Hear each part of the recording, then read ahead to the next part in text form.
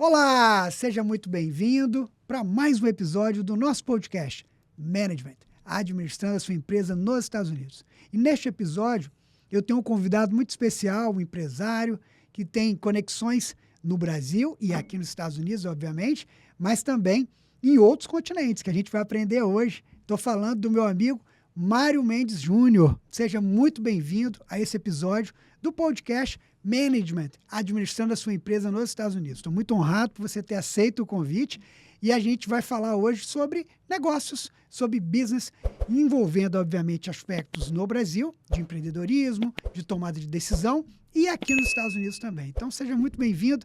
Mário, eu quero mais uma vez te desejar boas-vindas e te deixar à vontade para você fazer aí as suas colocações iniciais, o quanto que eu sempre pergunto, né? Quem é o Mário? Fala um pouquinho do Mário. A gente aborda o aspecto pessoal e a gente aborda também o aspecto técnico de empreendedorismo. Mas antes disso, antes do Mário se apresentar e falar um pouquinho dele para a gente, roda a vinheta, editor. Vamos lá.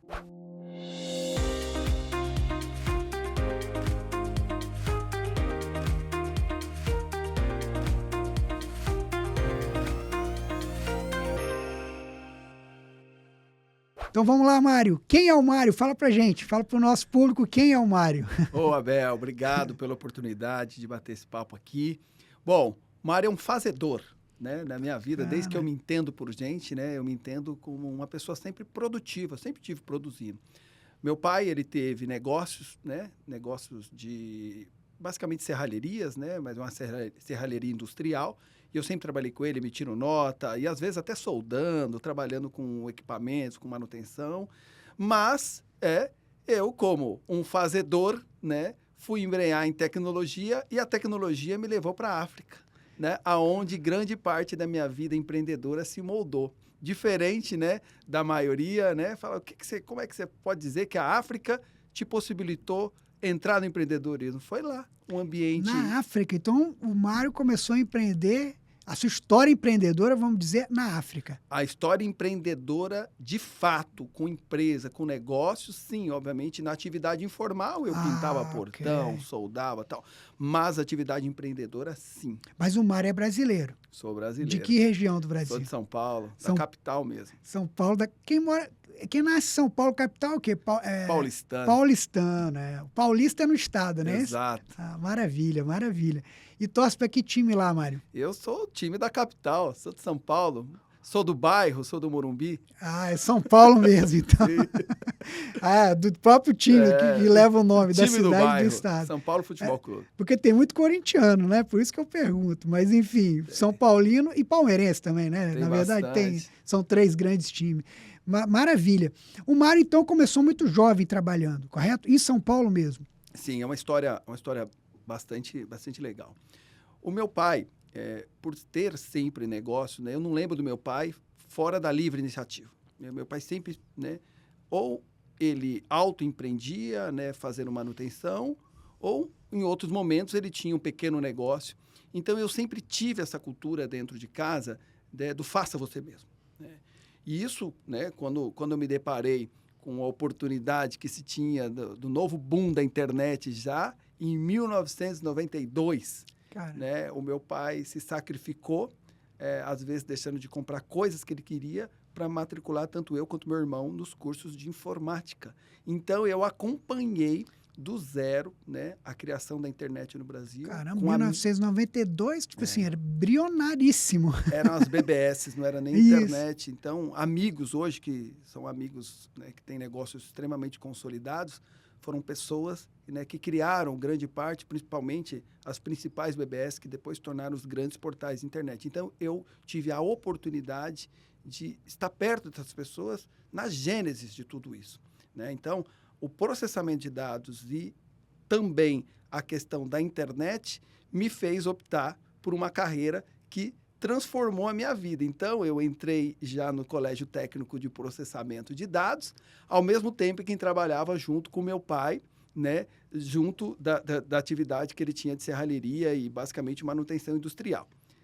E aí, o que aconteceu? A internet abriu as portas para mim, do começo daquilo. Eu fui ser estagiário no Hospital Albert Einstein. Que bacana, o hospital israelita, né? Lá de São Paulo, que é uma referência. Acho que é uma das maiores referências no mundo. No mundo, né? Nem no Brasil, no mundo. E eu fui trabalhar dentro do departamento de manutenção. Que bacana. Hoje, você tem a separação entre departamento de manutenção e engenharia clínica nos hospitais, mas naquela época não. E isso era muito bom porque você entrava basicamente para dar manutenção em computadores e sistemas dentro do mesmo espaço onde manutenção, equipamentos eletromédicos, ressonância magnética e outras tecnologias para o aparato médico também estavam. Então, eu aprendi demais, aí realmente aquilo transformou a minha vida e foi esse link que me levou para Angola no início dos anos 2000 também. Caramba, então você começou no Einstein década de 90, né? Finalzinho de 90. Finalzinho de 90. E aí o trabalho no Einstein te levou para Angola. Conta um pouquinho mais pra gente. Isso é uma parte incrível da vida. E aí tem muita fé, muita questão espiritual envolvida aí. Eu, menino próprio da periferia de São Paulo, assim, para mim sair do país não era uma possibilidade. Algo intangível, era intangível, né? como para a maioria das pessoas. Inatingível, na verdade, né? Assim, algo assim que era um sonho, talvez, né? Como para a maioria das pessoas que, né, viviam, que já tinham uma atividade no início dos anos 2000, no final dos anos 90, na periferia de São Paulo, né? Era meio improvável. Mas que lá dentro do Hospital Albert Einstein, eu acabei ficando muito bom na manutenção de alguns sistemas de gestão médica. E o Einstein, naquele momento, estava desenvolvendo parcerias com hospitais pelo mundo todo, especialmente alguns hospitais construídos por construtoras portuguesas em países africanos. É muito importante entender que naquele momento, no início dos anos 2000, tinha um boom de crescimento econômico em algumas nações africanas. O período de independência deles, que foi a maioria deles de 1975, ele teve que basicamente possibilitou que abrisse a economia desses países. Já no ápice dos anos 90, né, esses países começaram a crescer, porque os acordos de paz, basicamente, já das guerras civis já estavam sendo realizados e aconteceu isso em Angola. Então, eu fui para a construção do primeiro hospital de elite do país, que era o Hospital Girassol, Clínica Girassol, eles chamam lá assim. Isso na capital? Na capital, em Luanda. Luanda, ok. Ainda tinha pequenos resquícios, né, da guerra civil, né, mas a capital Luanda, ela nunca foi um ambiente de conflito de guerra. A guerra estava no interior. Então, quando eu cheguei em Angola, estava dentro do Einstein, aí tem uma questão que eu disse para você, espiritual, esse convite me foi feito, né, muito menino. Mário, existe a possibilidade do Einstein entrar num convênio, né, profissionais do Einstein, né, que criaram uma consultoria específica para engenharia clínica, entrar num projeto de um hospital e gostaríamos que você pudesse participar desse trabalho inicialmente focado na tua área, basicamente, de telemática, rede e sistemas, basicamente, para prover comunicação. E aí quando eu cheguei em Angola... Como é que foi? Foi um choque? Primeiro, eu nunca tinha saído do país, né? E quando... só na conexão em Johannesburgo, eu já falei, o que é isso? Esse é o mundo. Não sei se você já teve a oportunidade de conhecer a África do Sul. Eu tive em Joanesburgo uma vez, 2000 e tem tempo, né? Eu tive lá. Em 2008, que eu fui fazer uma conexão, eu pernoitei uma noite, que eu estava indo para a China. Aí eu fiquei uma noite lá em Joanesburgo. Fui naquela praça que tem a estátua do Mandela, não tem? No Soweto, você foi também lá do Soweto, fui lá visitar. Então, você conhece bem esse aeroporto. Imagina que nos anos 2000... Que é grande, aeroporto grande. É como se fosse um hub, né? Hoje, obviamente, você tem hubs no Dakar, você tem em Doha, você tem hub em Dubai, mas aquele aeroporto de Johannesburgo, no começo dos anos 2000, ele era o hub de conexão, inclusive, com países asiáticos e a porta de entrada para países, inclusive, do norte, né, da África e também com alguns países da Europa. Então, eu cheguei ali naquele aeroporto, vinha pessoas com turbantes, indianos, senegalês, pessoas do mundo todo. E aí eu falei, nossa, esse aqui que é o mundo, eu não vi esse mundo, essa multiculturalidade ali e tal. E ali já foi um choque para mim. Né, parar para comer naquele... E bem jovem, né? Muito menino, jovem. 18 anos, tinha acabado. 18 anos, cara. E aí, quando eu cheguei, obviamente, na conexão, né, de Johannesburgo para Luanda, quando eu cheguei em Luanda e eu comecei a andar pela cidade, eu vi um canteiro de obras a céu aberto. prédios sendo construídos na capital, né? Ainda não tinha grandes prédios, mas já dava para mostrar. Mas como é que é? Eu tenho até curiosidade. Como é que é Angola? É um país... Luanda é uma cidade moderna? Hoje Como é que você avalia? Hoje, né? Hoje é uma Tá. cidade moderna, com uma economia pujante, predominantemente jovem, né? Com uma... contemporânea, como qualquer grande cidade pelo mundo, tá?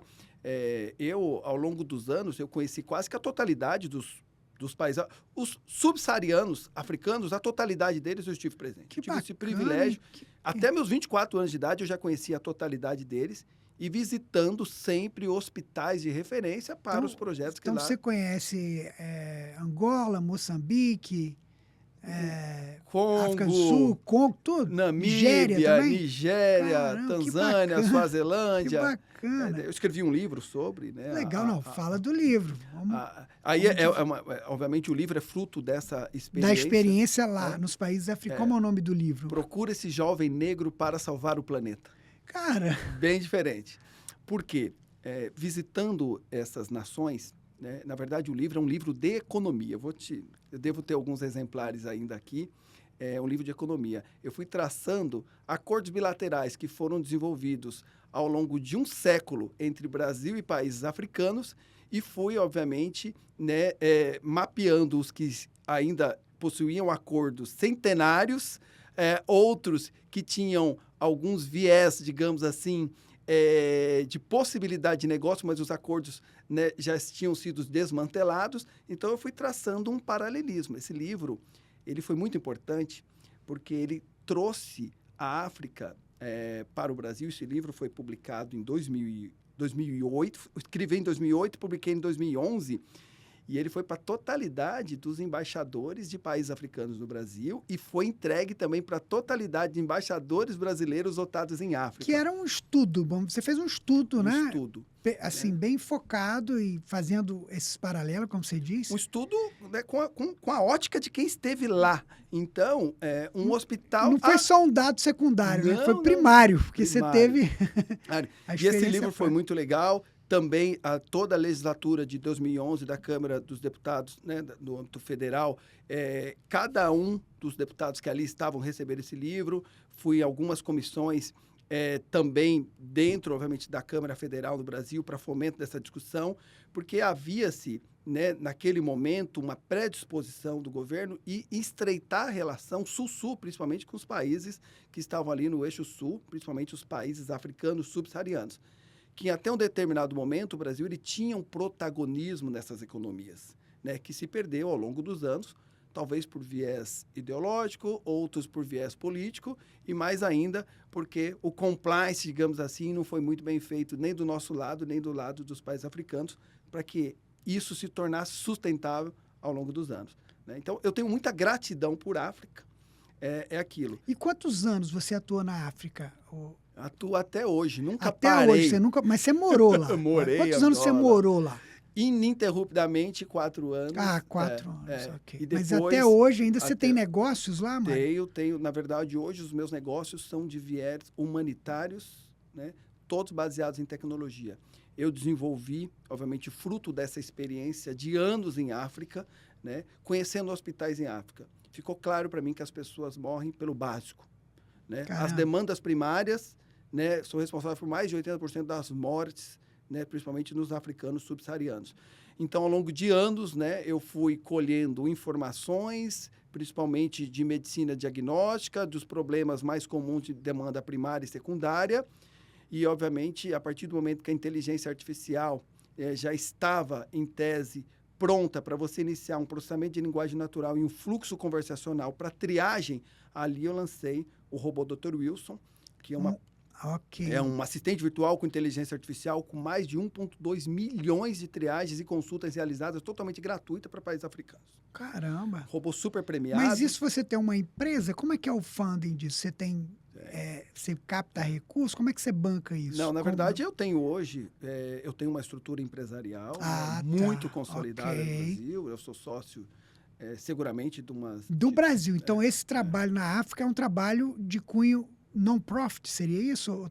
Não, ele é totalmente non-profit. Totalmente. O africano, ele é non-profit. Ele é uma contribuição que eu faço por tudo que a África me forneceu ao longo de todos esses anos. Então, mas hoje, então, você tem negócio no Brasil, que é o que, vamos dizer, tem um negócio no Brasil, suporta tem um negócio esse trabalho humanitário que você desenvolve na África, correto? Tem um negócio no Brasil, tem um negócio aqui, nos Estados Unidos.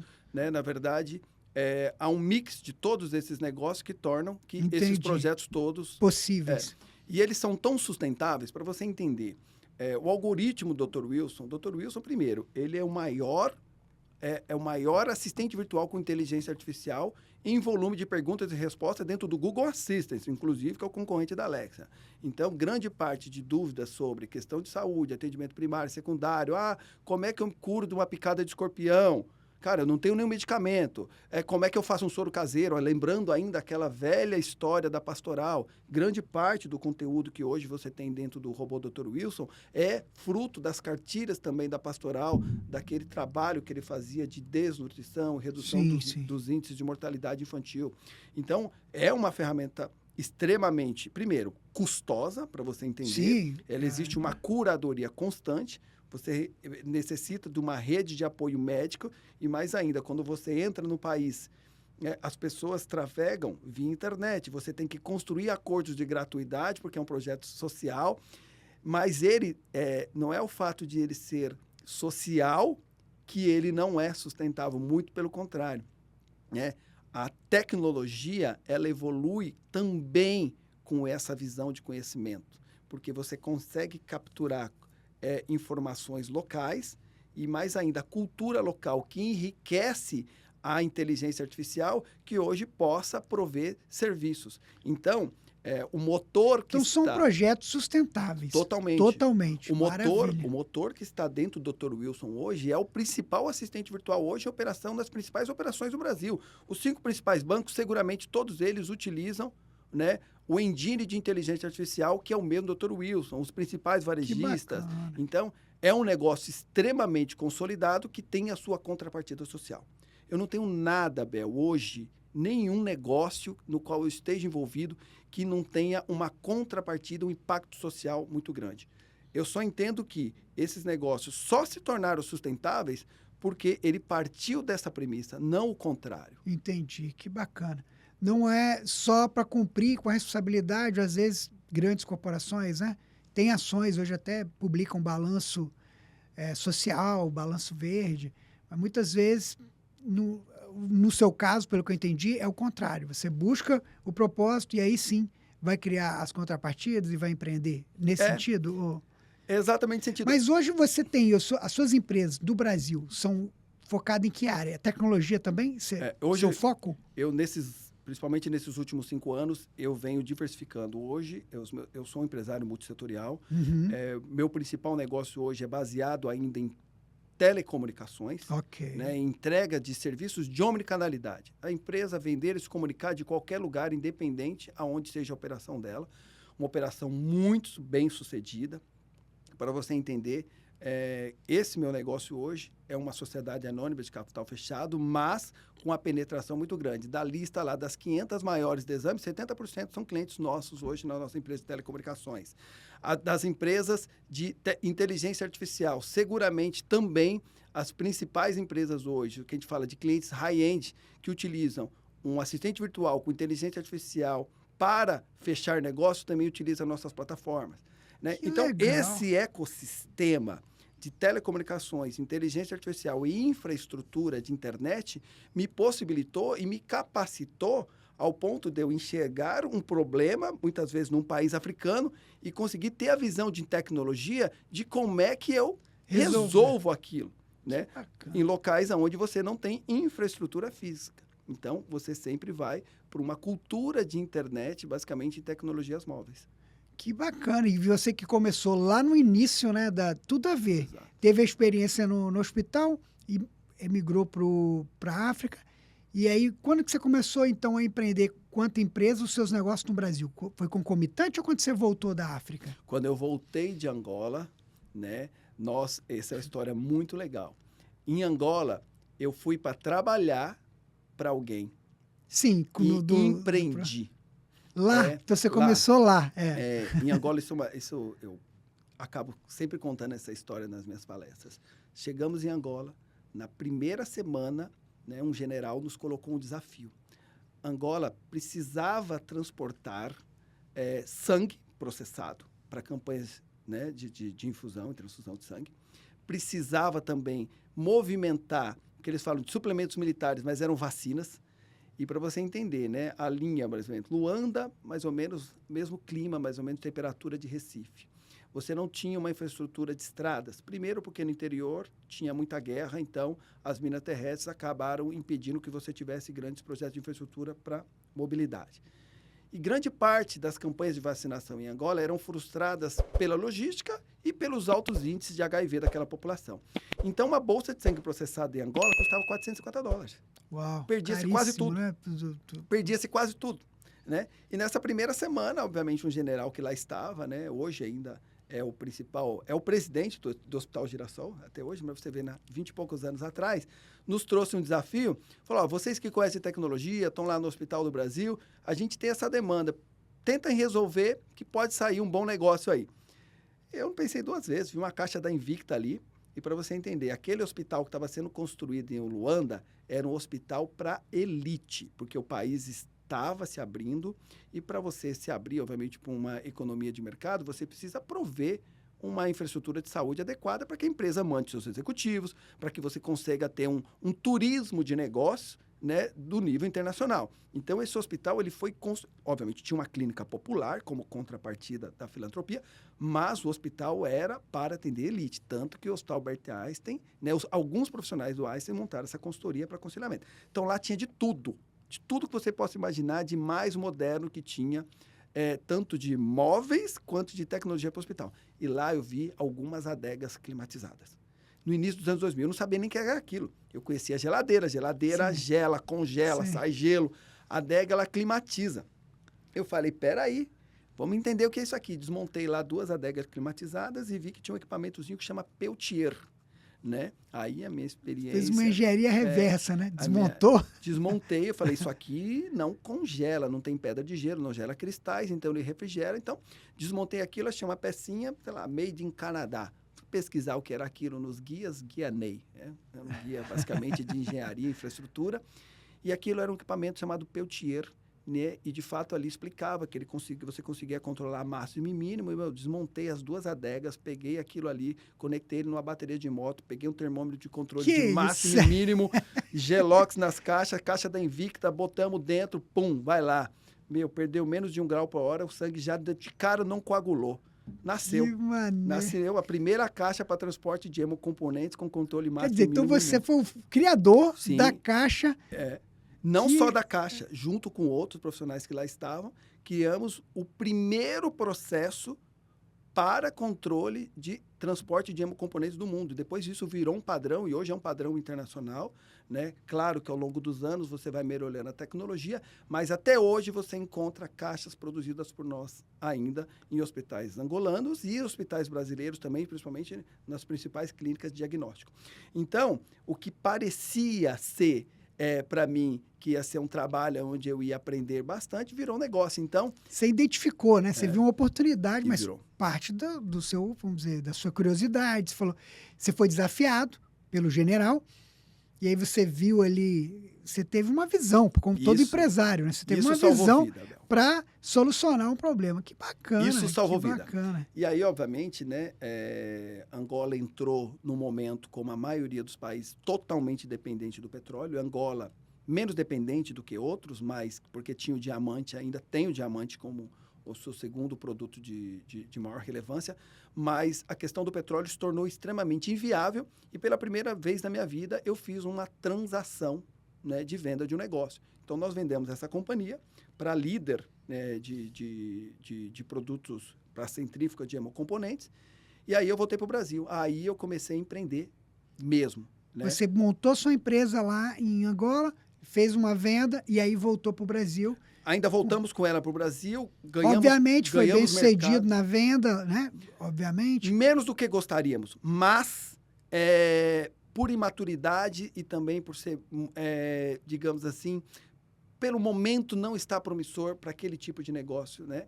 Mas na ida para o Brasil, a gente conseguiu estruturar esse negócio lá também, ganhou corpo, ganhou contrato, ganhou musculatura, Sim. mas o nosso erro, e é um erro, né? Nós fizemos um produto extremamente durável, não que não deveria ser, mas ele deveria contemplar atualizações, né? E uma parte do produto também contemplar uma entrega de serviço. Quer dizer, você vendia uma vez, não vendia... Cara, você jogava uma caixa dessa de um prédio, ela E ela saía era... tá boa. Que coisa, né? É algo assim de se pensar, né? Porque tem a visão do empreendedor, tem a visão que hoje em dia alguns consumidores, mesmo aqui na América, né, eles reclamam que a geladeira, o refrigerador, a televisão de antigamente durava mais. Então, parte da estratégia, né? Faz parte da estratégia. Tipo assim, se durar demais, o tempo de recompra ou de atualização vai demorar mais tempo. E aí, como é que vai girar a economia, né? Mas quando você olha para essa ótica hoje, e é legal que esse é um podcast de negócios, Sim. né? Você pode fazer algo extremamente durável, que tenha atualizações constantes e que tenha um valor agregado numa entrega de serviços ali. Então, para que você mantenha, né? Ele é durável por quê? Ele é durável porque tem atualização constante e tem serviços agregados. Então, mas, né? Era, de fato, o meu primeiro negócio industrial, né? Mas que me possibilitou ter uma visão, eu sou muito grato. Se eu estou no país mais rico do mundo, é porque antes eu aprendi num dos mais pobres do mundo, né? Então, eu comecei a olhar resolução de problema desde muito jovem, porque a África precisa de tudo, né? Mas nem sempre os países desenvolvidos, eu acho que se fosse o inverso, eu não teria tido tanto sucesso na minha vida. Então, eu precisei passar por essa jornada. E tem tudo a ver com o que você falou, né? Quando eu te perguntei quem é o Mário, sou um fazedor. Fazedor mesmo, curioso. Vai lá, pega, faz, né? Resolve o problema. O Mário, você tem formação acadêmica, Mário? Você fez faculdade? Onde? Estudou onde? No Brasil, aqui? Eu sou PUC. Na PUC de São PUC Paulo. de Campinas. De Campinas. De Campinas. Bom, a minha formação técnica, tá? Eu sempre tive dentro da cadeia de tecnologia. Eu tenho uma formação técnica de segundo grau em processamento de dados.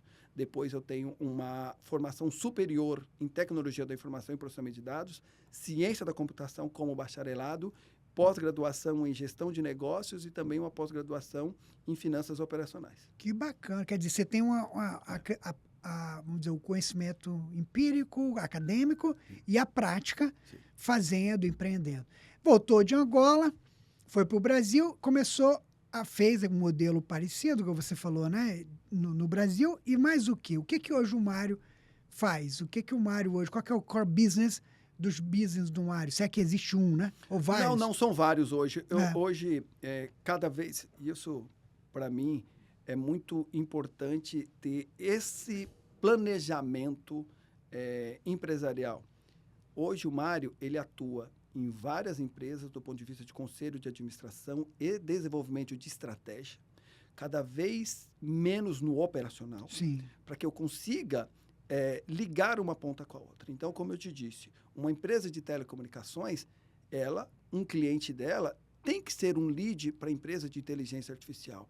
A de inteligência artificial tem que gerar um lead para outra. Então, hoje, eu tenho um ecossistema, né, que funciona com muita perfeição e faz com que eu consiga dar foco, né? Então, para mim, São quantas empresas hoje, Mário, que você tem no Brasil? Hoje, eu já cheguei a ter 12. Hoje, felizmente, são 5 empresas, né? Uma se conecta com a outra. E fazem parte do mesmo ecossistema, né, que você definiu. Cada uma, para mim é um ecossistema, porque eu sou o único sócio em comum em todas elas. Okay. Mas cada uma delas possui a sua diretoria, autonomia, a sua estrutura, o seu conselho de administração e sua gestão profissional. Profissional. Esse é um outro requisito, né? Mário hoje não entra em negócio que não tem uma gestão profissional. Senão, eu vou ter que entrar. O Mário fazedor não consegue fazer tantas coisas ao mesmo tempo. Humanamente impossível, né? Até o foco também. Onde você vai botar o foco, né? E sim, às vezes, se você focar muito em uma operação, você não consegue acompanhar. Eu entendo. Mas o Mário, fazedor de estratégias, né? E de diretrizes, consegue. Então, eu foquei muito na questão da governança corporativa, no seu estado da arte em cada uma dessas companhias, justamente para que eu pudesse sair, para que a gestão profissional e, obviamente, o conselho de administração, dentro dos seus mecanismos de gestão e controle, pudessem tocar a companhia e, mais ainda, reduzir o meu risco de exposição desses negócios, ao mesmo tempo que dá perpetuidade a ele. Então, eu só vim para os Estados Unidos depois que isso aconteceu.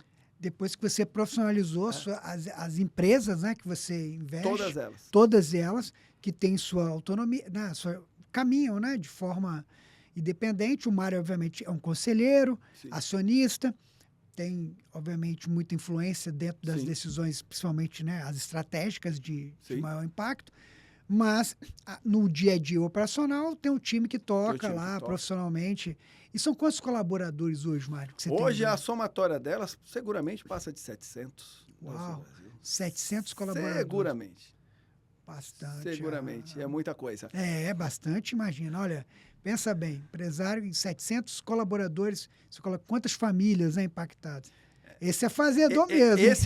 Esse número, em alguns momentos, já chegou a ser 3 vezes esse, né? É porque varia de acordo, né? Mas você vai, obviamente, a tecnologia, e principalmente a tecnologia de automação, ela vai qualificando melhor os postos de trabalho, né? E, obviamente, você Sim. vai... Aí já passou também aquela fase que antigamente era assim, né? Quantos funcionários?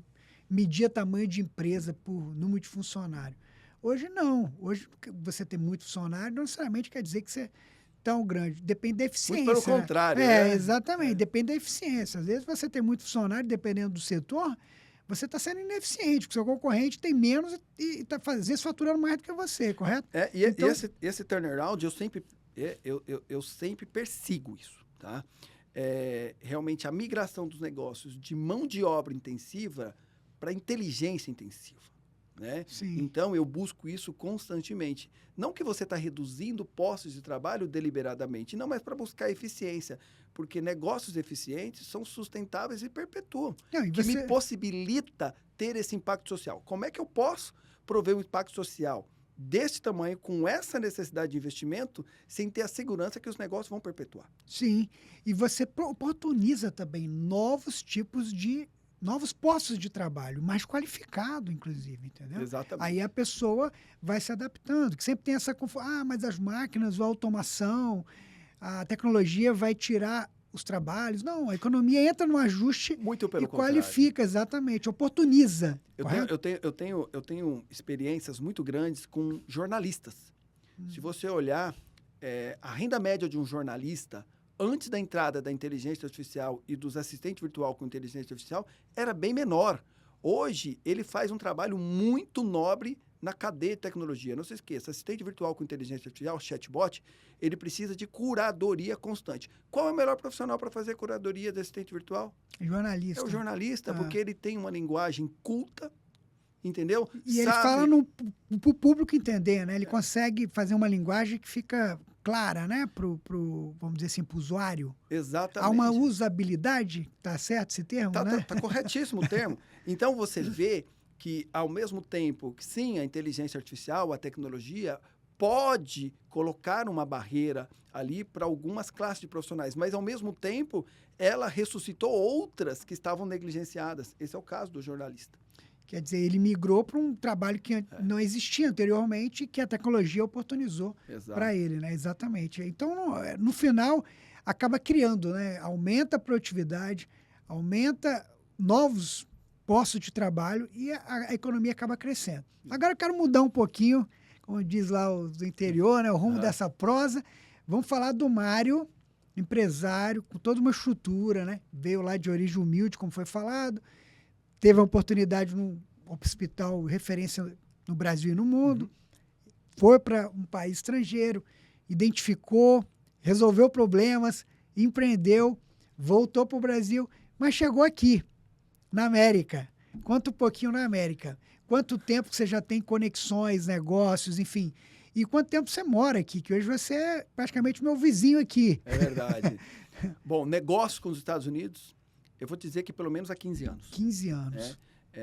Justamente por eu estar integrado na cadeia de tecnologia, de soluções de tecnologia. Para você entender, a nossa empresa do Brasil, ela é líder global quando a gente fala no fornecimento de comunicações unificadas. Não é uma empresa com relevância apenas no Brasil. É uma empresa com abrangência global. Como é o nome da empresa? Olitel. Olitel. Olitel Brasil S.A. Olitel Brasil S.A. Ela é uma empresa que é líder absoluta em No comunicações Brasil, unificadas. Você entende o que é comunicações unificadas? Basicamente, é as soluções para que as grandes empresas consigam ter um call center integrado com a sua ligação com sua infraestrutura corporativa, com suas mídias sociais, com seu CRM, e a Olitel é líder absoluto. E a Olitel atende basicamente B2B, né? High-end. High-end B2B, grandes contas, grandes empresas. Com ambientes altamente distribuídos. Uhum. Então, os grandes bancos, não só no Brasil, como então, no mundo. A Olitel tem como cliente, sei lá, Bradesco, todos os bancos. Todos eles. Que legal. Todos eles, do setor de óleo e gás, como eu te disse. E fica em São Paulo, a sede. Mas com presença em todo o território nacional. Sim, o headquarter é em São Paulo, mas isso. Tem atuação em todos os estados da Federação, em todos no caso os do estados. Brasil. E aí, justamente, por integrar, né, essa cadeia de fornecimento de tecnologia global, os Estados Unidos sempre foi, não só os Estados Unidos, como Israel, como a França, como o Japão, como polos aonde você tem fornecedores de tecnologia. Então, eu sempre tive... Você sempre vinha para feiras, né? Sempre. Tinha fornecedores, eu imagino. Pelo né? mundo todo. No mundo todo. Eu tive esse privilégio de, hoje, conhecer seguramente quase 50 países com tranquilidade. Se contar, tem mais. E, obviamente, esta empresa, obviamente, com uma visão de tecnologia global que me possibilitou. Estar nos Estados Unidos nunca foi uma pauta para mim. Nunca foi. Você nunca imaginou vir morar aqui? Morar nos Estados Unidos, não. Nunca foi uma pauta. Mas os negócios foram acontecendo.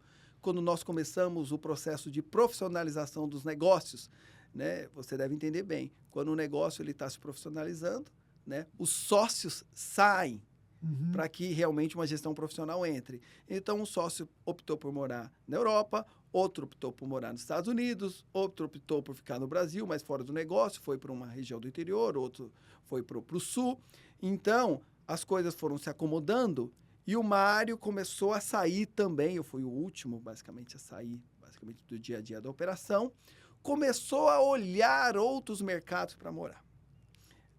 Mas eu falei, não, eu vou para a África do Sul. Por quê? Porque a África do Sul, não sei se você conhece, a cidade do Cabo. Não conheço. Eu tive só aquela oportunidade uma vez lá em Joanesburgo. Cape Town, para mim, é o lugar mais bonito desta terra. É muito bonito lá. Cidade do Tem Cabo, praias lindas, né? Gelada, não dá. É só para ver. Só para ver? Mas é um lugar lindo. Então, eu falei, eu vou fazer essa migração para a cidade para a África do Sul? Para a África do Sul. Caramba, um brasileiro não é muito usual, assim, né? Pela proximidade. Mas porque você tem experiência lá, sim, né? Mas pela proximidade geográfica com os africanos subsaarianos. Então, né? Porque eu falei, eu não gostaria de levar a minha sentido. família para morar em Angola, por exemplo, nem em Moçambique, nem na Namíbia, nem na Nigéria. Mas eu me sentiria confortável e minha família estando na cidade do Cabo. Né, em Cape Town. Eu não moraria em Joanesburgo, nem em Durban, mas na cidade do Cabo.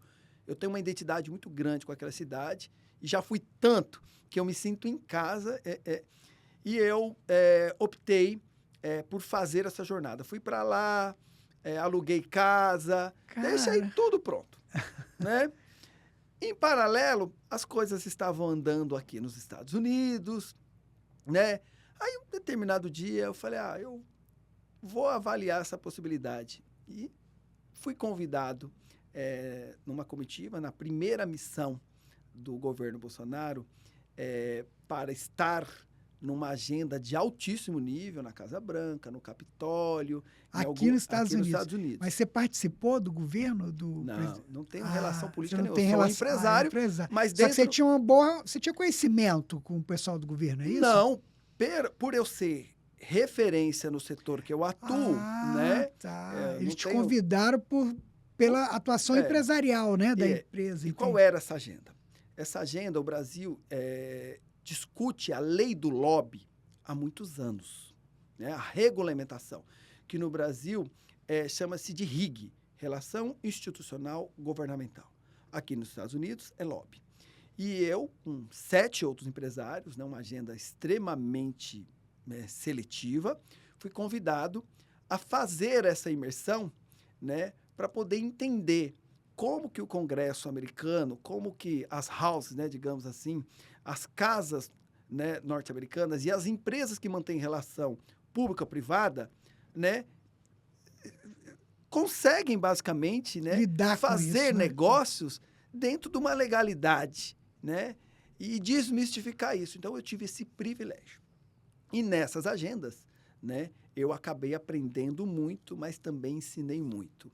Tive a oportunidade de contar para muitas pessoas que ali estão, para senadores, para presidentes de companhias. Aqui dos Estados aqui Unidos. dos Estados Unidos, né?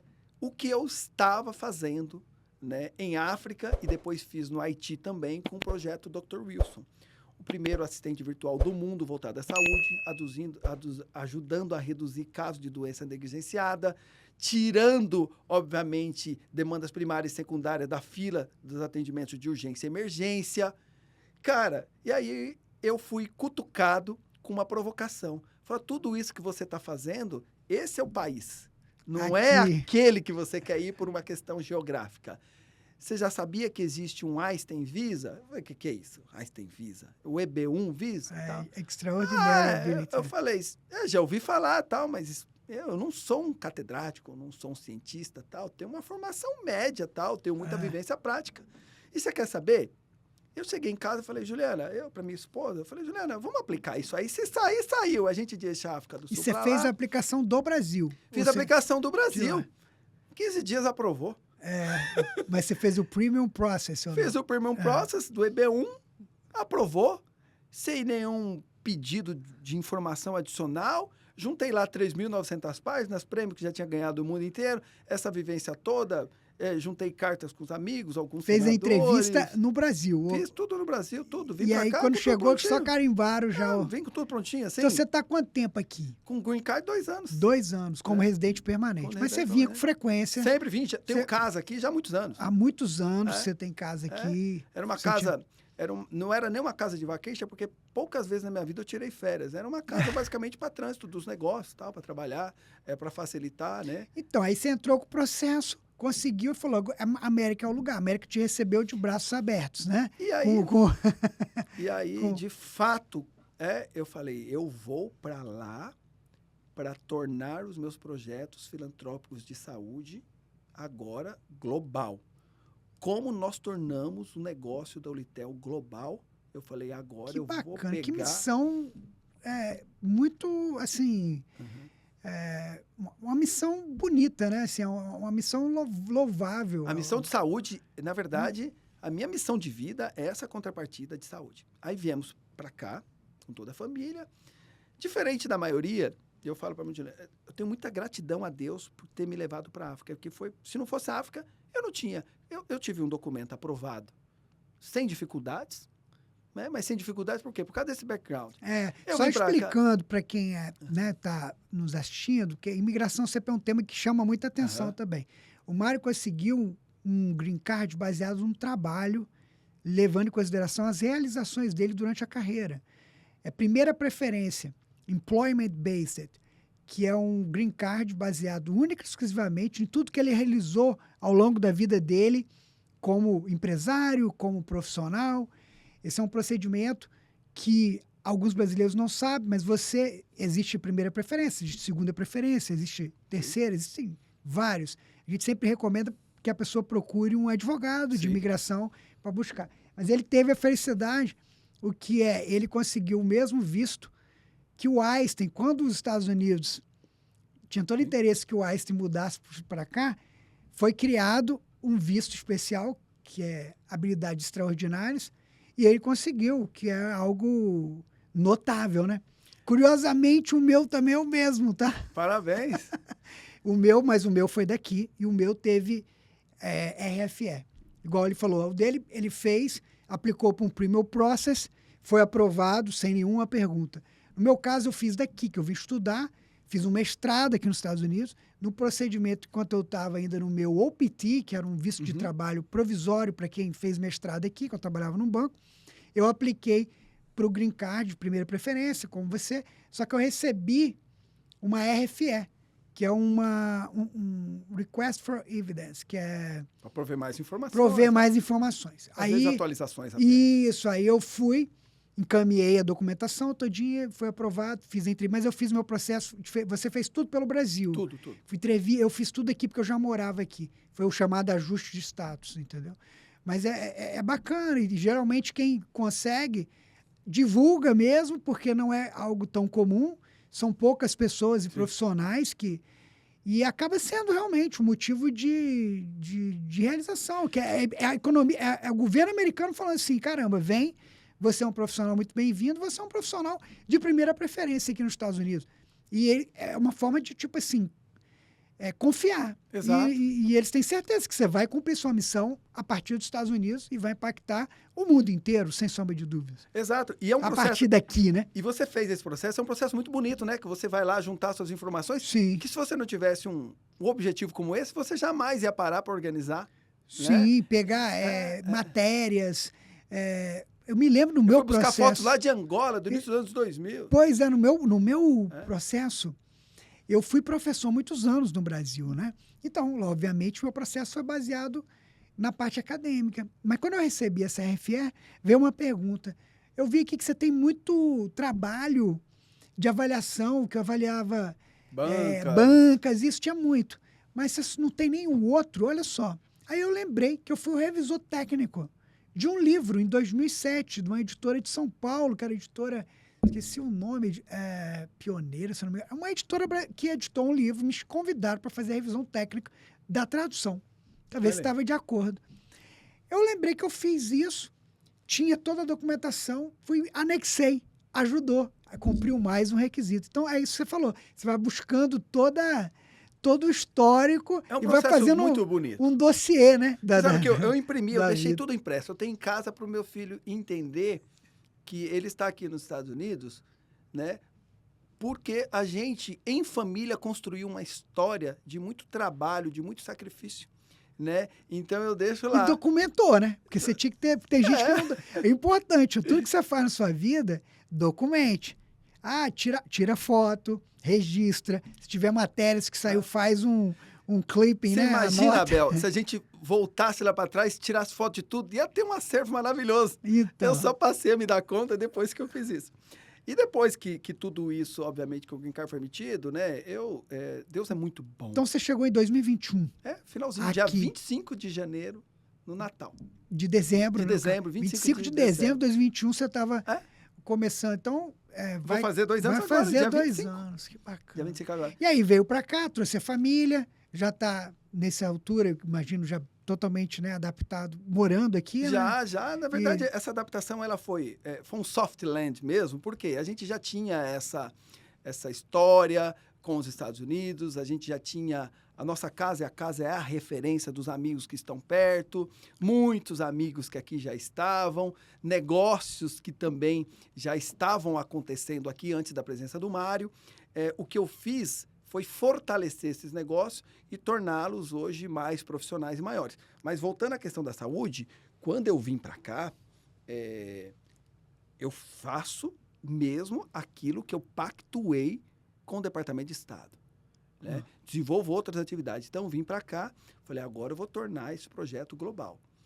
Banco Mundial, estamos realmente seguindo um framework para que o nosso projeto do assistente virtual com inteligência artificial para a saúde, hoje sob o nome de Viver Bem Saúde, né, seja uma plataforma global, podendo, a partir do Banco Mundial, ser financiada para qualquer país emergente. Então, né, a gente fortaleceu também os nossos serviços de telemedicina para gratuidade de imigrantes que não têm condição e não têm acesso à saúde local. Que bacana. Com prescrição e atendimento em médicos americanos, mas com a triagem feita através da nossa tecnologia. Também identificando, né, cadeias de valor. Eu gosto desse nome porque você pega uma igreja, ela é uma grande cadeia de valor, porque ela atende várias pessoas, onde você tem populações negligenciadas, não doença negligenciada, como a medicina trata, e ali, obviamente, provendo saúde para aquela pessoa. Então, eu venho fazendo essa entrega. A partir daqui, conseguimos entregar telemedicina para o Egito, consigo entregar... Partir dos Estados Unidos, olha só. Consigo entregar telemedicina para o Haiti, consigo entregar telemedicina com toda essa triagem, prontuário eletrônico feito por essa plataforma para os países africanos. Então, um projeto que era baseado em Brasil para o mundo, ele torna dos Estados Unidos com uma facilidade... É mais fácil? É diferente, Mário? Quando você compara?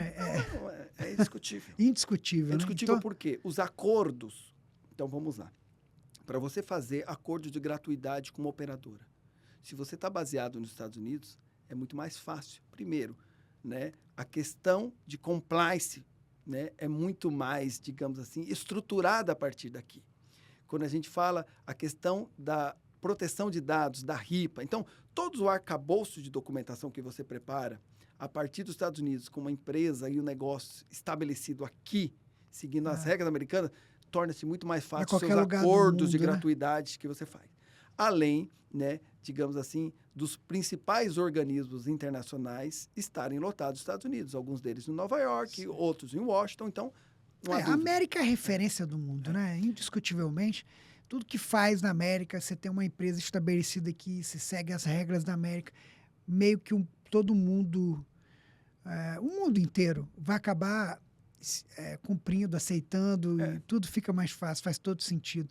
Que bacana, mas além da sua missão que você está cumprindo, que já está em andamento, e olha só que interessante, ó, ele veio para uma missão do governo brasileiro, foi convidado e instigado por autoridades americanas a vir para cá, porque falou, o lugar é aqui, ó, o lugar você tem que estar na América, pô, pelo que você está fazendo, sua missão na América, nós vamos potencializar, e que é o que está acontecendo, né? Você está potencializando o seu atendimento, a sua abrangência, né? Exato. Amplitude mesmo de atuação. E está cumprindo, mas você também investe em outras áreas, correto? Sim, aqui nos Estados Unidos. Você já está prospectando outros negócios. Não, eu nunca, na verdade, nunca parei. O próprio negócio do Brasil de telecomunicações tem a sua contrapartida aqui. Né? Tem uma subsidiária, de repente? Tem entrega de serviços, né, aqui também nos Estados Unidos. Né? Hoje eu integro também, junto com o Lúcio e com o Wellington, né, o Conselho de Administração e também a sociedade, tanto da Royal Mortgage USA, que é uma empresa de intermediação de financiamentos hipotecários, e também a Royal First, que é um private equity, justamente para fortalecer o ecossistema. O Lúcio Santana, que é o fundador, né? Imagino, que é uma empresa estabelecida aqui de financiamentos imobiliários, mortgage, que é o nome dado aqui nos Estados Unidos. E o Hélito é sócio dele, agora você também faz parte. Sim. Que bacana, que bacana. Que são... O Lúcio também que está muito envolvido, né? Com o ecossistema de startups, com o ecossistema de startups. Uma sociedade, uma parceria aí muito bem-vinda, né? Vocês têm tudo para mudar aí, potencializar e também incrementar nesse setor, que é um setor também que presta um serviço. Muito nobre, com uma contrapartida, um impacto social muito grande. Isso. Eu busco isso, Abel. Assim, isso não é falácia. Eu acho que a minha trajetória, que é pública, mostra isso. Né? Não tem, para mim, atividade que não tenha uma devolução para a sociedade. Não faz sentido. Tá legal. Uma empresa de financiamento imobiliário está realizando o sonho de entregar dignidade, correto? Uma empresa de telecomunicações, se bem utilizada, ela é uma ferramenta como poucas para você entregar diversos serviços, seja ele acesso a sistemas financeiros, bancários, meios de pagamento, saúde, entretenimento, uma série de coisas. Então, eu busco dentro de cada um desses negócios qual é a lacuna de problema desses sociais que são negligenciados. Eu gosto muito do termo, vou falar de novo, população negligenciada, porque a gente fala negligenciado só na saúde, não negociado na educação, negociado na cultura, negociado no acesso ao sistema bancário, entre os outros. Então, esse aparato que Deus me abençoou de tecnologias, né, e de empresas, eles possibilitam eu ter uma visão 360. Então, saúde, usa essa empresa. Tecnologia de telecomunicações, infraestrutura, logística. Então, eu consigo ter uma visão muito ampla em cima de problemas, né? Você vê, e você também deve avaliar recurso subutilizado, não? Que é um outro fator que o empreendedor vê. Às vezes você vê um lugar, poxa, esse recurso está subutilizado, vamos utilizar ele melhor, de maneira mais eficiente, de repente, para poder, né, agregar valor. Isso é o tempo todo. É, o tempo todo. Igual você estava falando, saúde, dessa missão, a questão imobiliária, né, do financiamento. tem a ver com a dignidade, né? Total. Porque a casa própria, imagina, né, a pessoa que vem para cá ter a sua própria casa própria, é um fator de dignidade. Então, uma empresa que oportuniza e gera condições da pessoa através de um financiamento, né, de longo prazo, a um juro muitas vezes acessível, que aqui nos Estados Unidos, né, tem programas que oportunizam nesse sentido, está realizando, às vezes, não sei se você tem a estatística, que nos Estados Unidos, a maior compra da vida, o investimento do americano médio é a casa dele. Você sabia disso? Sim. É o maior investimento da vida que o sujeito vai levar para a vida. É a compra da casa dele. Então, é um sonho que está sendo realizado ali.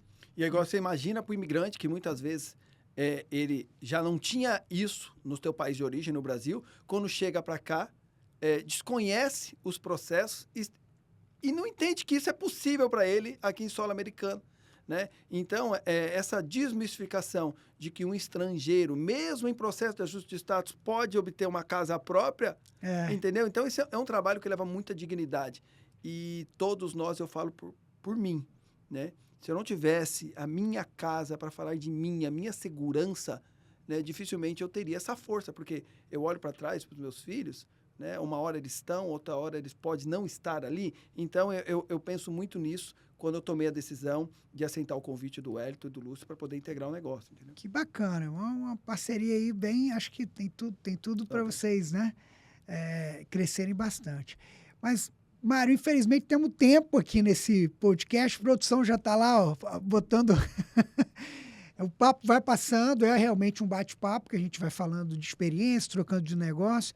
Eu acabei, né, obviamente, como todos que estão nos assistindo, conhecendo um pouco mais do Mário, das realizações, o que é muito bacana. A gente se conheceu há pouco tempo, através mesmo de amigos em comum, o próprio o Lúcio, que vocês são sócios e parceiros hoje. Então, estou, assim, muito grato e feliz e impressionado com as suas realizações e com tudo que você já desempenhou e que está em processo para desempenhar mais ainda ao longo da sua carreira, agora com amplitude global maior ainda, potencializada da América, né? Como disse lá as autoridades, né, americanas mesmo. E, enfim, eu quero que você deixe uma mensagem com toda a sua experiência, com toda a sua vivência internacional, não só Brasil e Estados Unidos aqui, inclusive abrir um parênteses, né, que aqui foi diferente, nós não falamos só do Brasil e Estados Unidos, falamos de um continente africano, de uma experiência também internacional de outro continente. Qual o conselho? Conselho é algo até meio... qual a mensagem que você daria para um jovem brasileiro que nem está aqui nos Estados Unidos, mas que está lá no Brasil e está nos assistindo agora? O jovem, como se fosse o Mário, o jovem Mário lá atrás, quando começou ajudando talvez a família, fazendo trabalhos, antes até de entrar no Einstein. Qual a mensagem você daria para esse jovem hoje aqui, para a gente concluir nossa conversa, que foi muito valiosa, está sendo, inclusive? Não, eu acho que a maior orientação é aquilo que eu apliquei na minha vida. Né? Eu, desde muito jovem, eu sempre tive essa questão de ajudar os outros.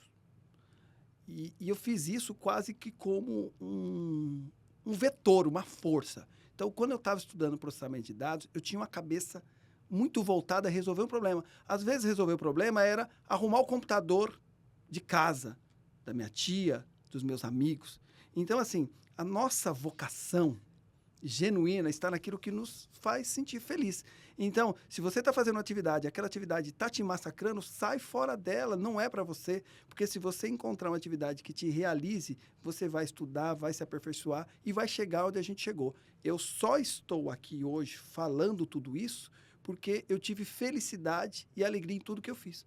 Né? Eu fui para a África feliz, desenvolvi negócio feliz, mas enquanto eu estava ali também pintando o portão, muitas vezes fazendo uma solda e apoiando meu pai, eu também estava feliz, porque de alguma forma eu estava resolvendo o problema. Então, assim, estudar é bom, mas estudar aquilo que nos faz ser feliz. Que bacana, que lição. Mário, muito obrigado, muito obrigado. Uma aula, né? O Mário é empresário, com uma formação acadêmica, né, excelente, com uma história fabulosa e com resultados impressionantes. Eu estou muito honrado, muito feliz por você ter participado, ter aceito, né, o convite. A gente se conheceu há pouco tempo aqui e estou muito grato por você ter aceito e honrado por ter um profissional assim, com tanta realização, com tanta história, participando aqui do nosso podcast Management. Então, pessoal, você que está assistindo, está gostando do nosso programa, que se inspiram em histórias como a do Mário, que tem acompanhado aqui o nosso canal, desde já eu peço humildemente para você se inscrever no nosso canal, compartilhar, passar para um amigo, mandar para aquela pessoa que às vezes precisa ouvir esses ensinamentos para se inspirar, para poder também se tornar, por que não, um fazedor e conseguir resultados impressionantes como o Mário ou como outros tantos que tiveram aqui no Management também. É para isso que a gente faz, é para isso que a gente desenvolve esse trabalho aqui, esse podcast, compartilhando com vocês para que vocês consigam aí, de alguma forma, né, o programa, as experiências dos nossos convidados consigam te ajudar a tomarem melhores decisões, transformar a sua vida. Então, se está gostando, inscreva-se no canal, compartilhe com seu amigo, vamos disseminar essa informação. Deus abençoe cada um de vocês e, como sempre digo, vamos em frente!